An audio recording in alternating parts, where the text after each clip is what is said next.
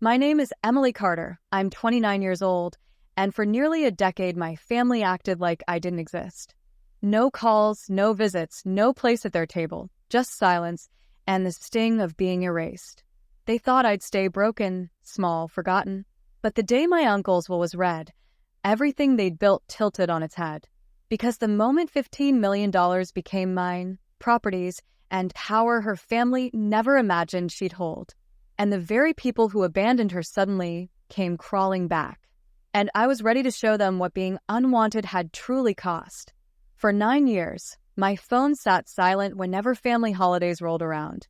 No cheerful Christmas texts, no last-minute invitations to Thanksgiving dinner, no accidental calls that slipped through. Just silence. Cold, deliberate silence. They made sure I knew where I stood. I was the one they laughed about when they gathered together, the one they whispered about over coffee and pie. I was the forgotten one, the outcast they shut the door on and never looked back. And I had accepted it, every scar, every ache, every reminder that I didn't belong. Until the call came. It was a Tuesday afternoon, just after lunch. I was sitting at my kitchen table, sorting through bills I didn't want to pay, when my phone buzzed. The name on the screen stopped me cold. Richard Lewis, attorney at law. I didn't know any lawyer personally, but the name meant something. It meant formality, significance, something far outside the daily monotony of work and solitude. I answered with hesitation, my voice tight. Hello. The man on the other end cleared his throat, polished and precise. Is this Miss Carter? Yes, I said slowly. My name is Richard Lewis. I represent your uncle, Charles Whitmore. I'm calling with some difficult news. The words your uncle were enough to stiffen my posture. Uncle Charles, the only one who had ever looked at me without judgment, the only one who had defended me when the rest of them rolled their eyes. He was the one who would sneak me books when I couldn't afford them, who always told me I was sharper than they realized. My breath caught in my throat before the lawyer even finished. I'm sorry to inform you, he said gently, that your uncle passed away 3 weeks ago. Grief didn't strike me the way people expect. There wasn't the dramatic gasp, no collapse into sobs.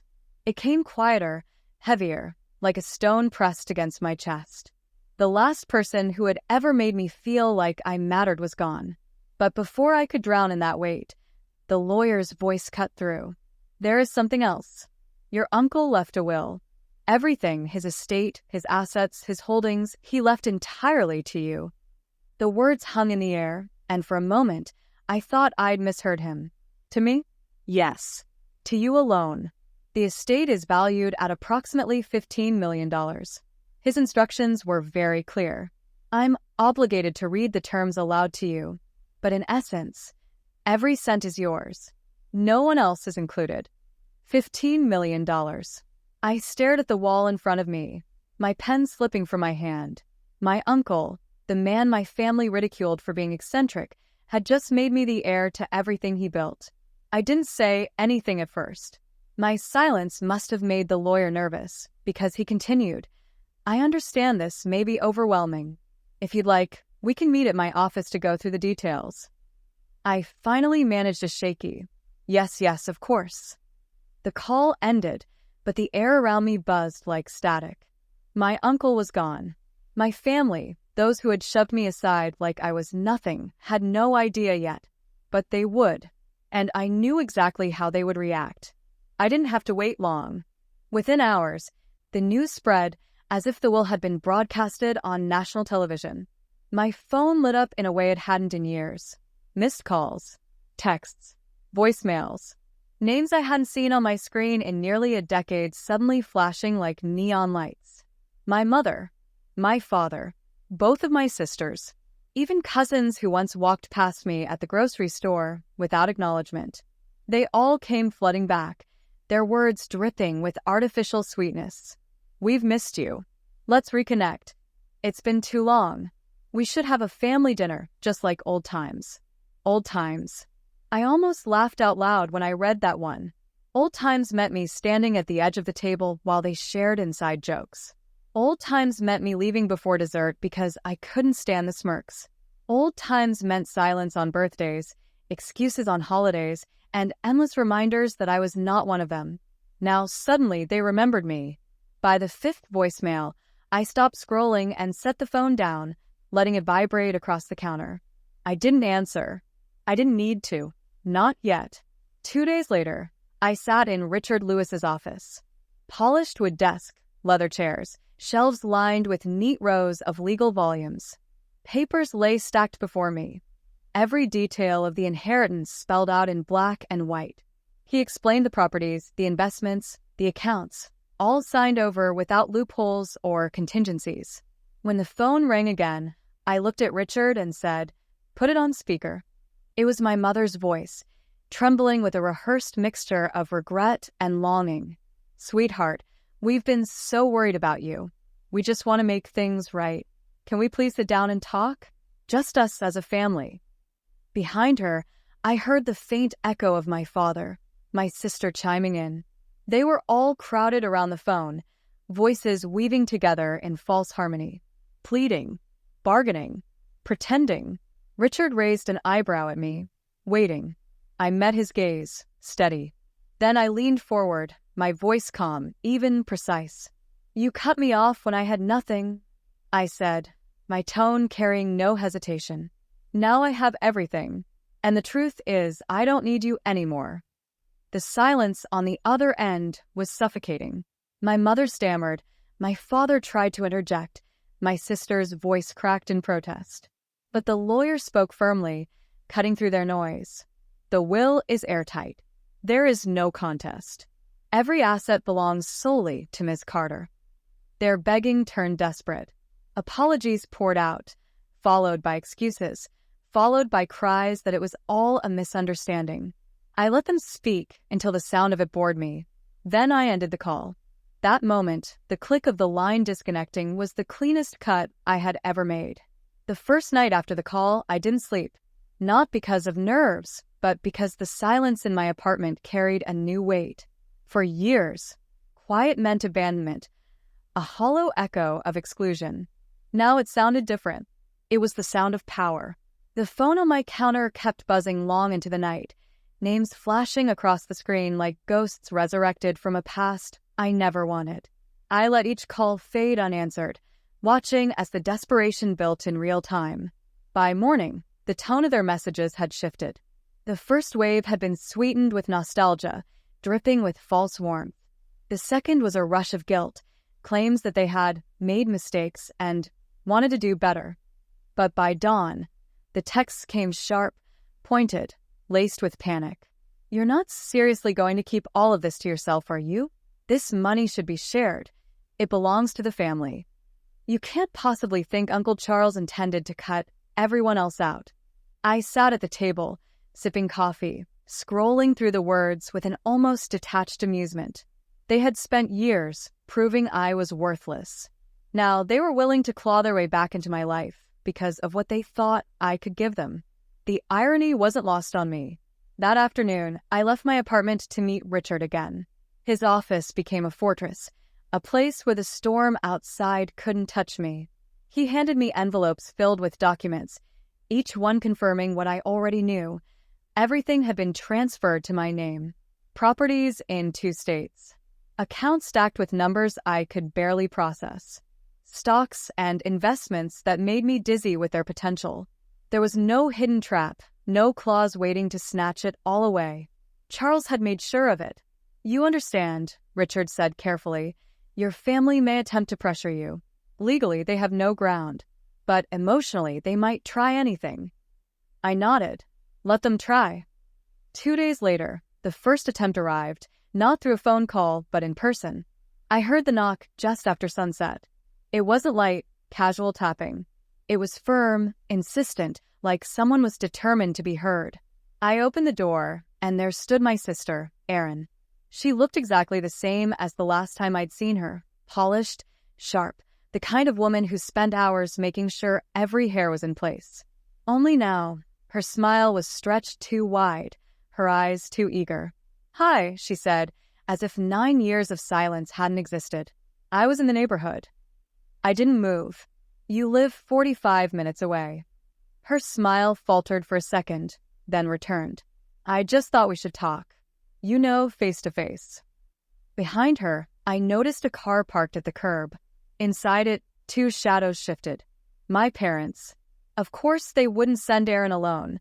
They were waiting for the signal, the opening, the invitation inside. I leaned against the doorframe, blocking her view. "We don't have anything to talk about."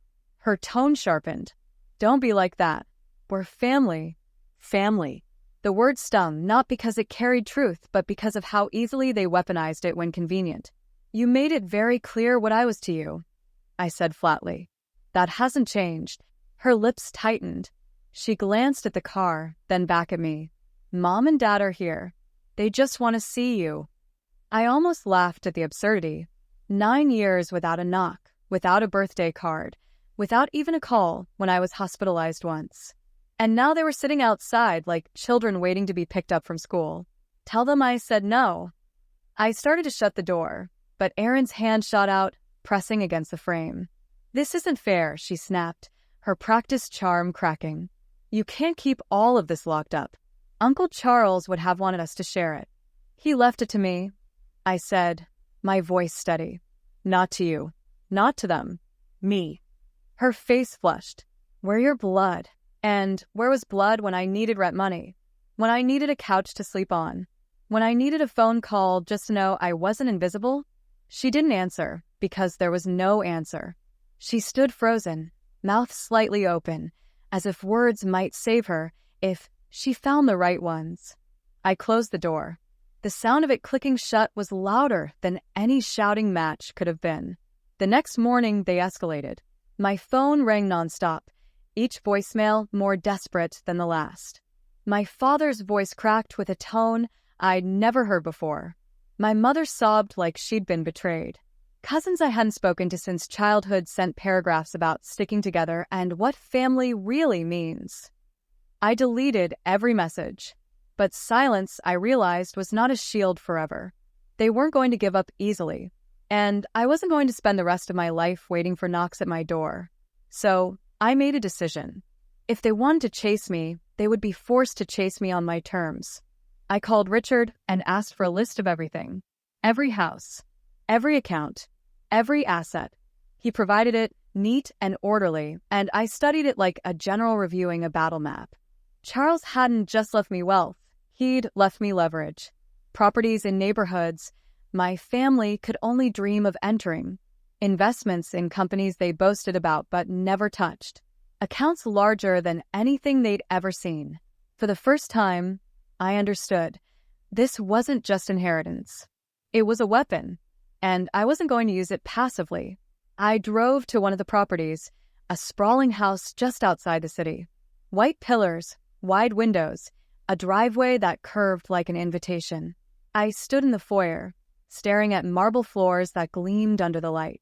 It felt surreal, stepping into a place that belonged to me now, a place they would never touch. That night, I hosted a small gathering, not for family, but for people who mattered now. Former colleagues, acquaintances who had respected me when no one else did, a handful of friends who stayed through the years of silence. They walked through the halls wide-eyed, glasses clinking, voices buzzing with excitement. I didn't tell them everything, but I let them see enough. The whispers began, and I knew word would travel fast. Not through relatives, but through circles they couldn't penetrate. My name was entering rooms they would never step into, and when my family heard, they would realize the truth. I wasn't waiting for their approval anymore. I was building something entirely separate. Still, their desperation didn't stop. The following week, I found a letter slid under my apartment door. Handwritten uneven, my mother's shaky script. "We love you. We're sorry. We just want to be in your life again. Please don't shut us out." The words were ink on paper, but they carried no weight. Not when I remembered 9 years of silence. Not when I recalled birthdays spent alone, holidays passed in empty rooms. Love wasn't real when it appeared only in the shadow of fortune. I didn't reply, but I kept the letter, not because I believed it, but because it was proof, evidence of how quickly power changes hands. One evening, Richard called with a warning. "They've reached out to me directly," he said. "Your parents asked if the will could be reconsidered. They even hinted at questioning its legitimacy." "Can they?" I asked calmly. No, he assured. There's no flaw. It won't stand in court. But they may still try, if only to pressure you. Then let them, I said. After the call, I looked out at the city from the balcony of the house Charles had left me. Lights glittered across the skyline, endless and untouchable. My family had always believed they were the ones with control, that I was the one left scrambling in the dark. Now roles had reversed, and they couldn't stand it. By the time 3 weeks passed, I knew their patterns. First, they begged. Then they accused. Then they tried to bargain. And when that failed, they turned to strategy. My family never stopped scheming. They only shifted angles when one door slammed shut. It began with a letter from my father, this time typed, delivered through Richard's office. Formal, almost legalistic, but laced with thinly veiled manipulation. We would like to sit down as a family, without lawyers, without conflict, to honor your uncle's memory. A dinner, a chance to reconcile, for Charles's sake. The attempt to use my uncle's name hit me harder than I expected. He had been the one who shielded me, the one who made me feel less invisible. Now they were using his memory as bait. For a moment, I nearly ignored it like everything else. But something stopped me. A realization formed. They wouldn't stop until they were forced to stop. Avoiding them only fed their persistence. If this was going to end, it had to end with me walking straight into their chosen battlefield and leaving them with nothing. So I agreed.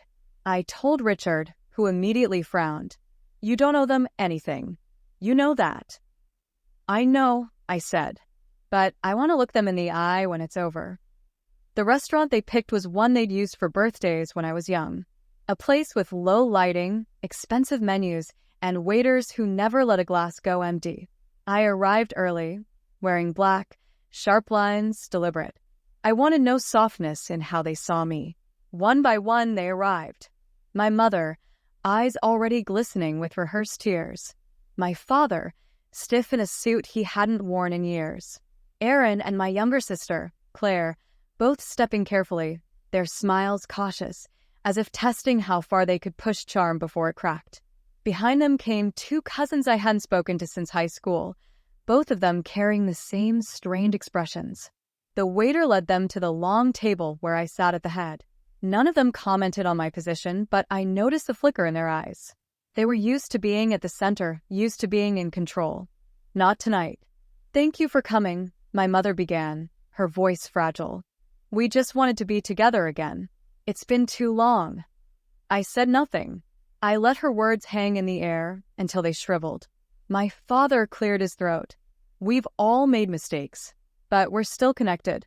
Blood is blood, and I think your uncle would have wanted us to stay united.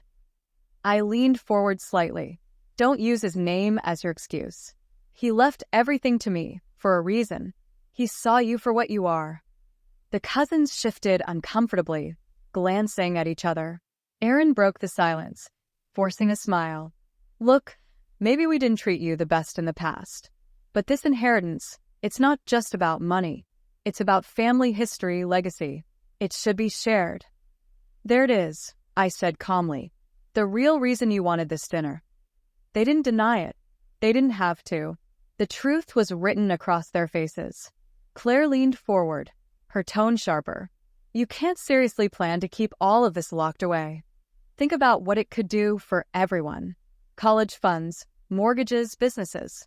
Why wouldn't you want to help your own family? Because my family didn't help me, I replied. Not when I needed a couch to sleep on. Not when I was drowning in bills. Not when I sat alone on holidays while you all toasted each other. Don't pretend this is about unity. It's about greed. My mother's eyes welled again, but there was no conviction behind the tears. She had used them too many times before. We were wrong. We see that now. But you've been given a gift that could change all our lives. Please, don't let bitterness blind you. I laughed quietly, not out of joy, but disbelief. Bitterness? That's what you call 9 years of silence? That's what you call abandonment. Their faces stiffened. For once, none of them had a script ready. I signaled the waiter. Plates were set down, wine poured, menus closed. But none of them touched the food. They weren't here for dinner. They were here for scraps of wealth they thought they could still pry from me. I decided it was time to end the performance. "You all think you're here to negotiate," I said, my voice level. "But this isn't a negotiation. This is closure. I wanted to see you one last time, not because I owe you anything, but because I wanted you to understand exactly why you will never have a piece of this." Silence fell heavy. My father shifted, his jaw tight. "You're being cruel." "No," I said. "I'm being clear. Cruelty was 9 years of silence. Cruelty was mocking me behind my back. Cruelty was watching me struggle and deciding I wasn't worth the effort. Now, I'm simply giving you what you gave me. Nothing." My words struck harder than shouting ever could. Erin's mask cracked first. "You're going to regret this," she hissed. "One day, you'll realize you need us." "I needed you once," I said, my tone final. "And you weren't there. That was the day I stopped needing you forever." I stood, sliding my chair back slowly, deliberately. "Dinner's over." The waiter glanced at me, waiting for instruction. "Their bill is separate," I told him, loud enough for everyone at the table to hear. I walked out without looking back. Outside, the air was cool, the city alive with movement. I felt no tremor of doubt, no second-guessing. Inside that restaurant, they would sit together, whispering, blaming, plotting their next move. But it wouldn't matter. There was no next move left. Richard had already secured everything. The estate was untouchable. The properties were in my name. The accounts locked tight. Even if they tried to drag me into court, they would walk out empty-handed. And more importantly, I had closed the door myself. Not with silence this time, not with avoidance, but with words they couldn't twist, couldn't misinterpret. I had told them exactly what they were and exactly what I was without them. When I reached the car waiting for me at the curb, I exhaled slowly. For the first time, the past didn't feel like a chain. It felt like ashes. The phone in my pocket buzzed again. I didn't need to check it to know whose names would be flashing on the screen. I powered it off. The city stretched out ahead, glittering, endless. My life was no longer defined by their absence or their cruelty. It was mine alone, built on the foundation of someone who had seen my worth when no one else did. Uncle Charles had believed in me, and now, through his gift, I was free.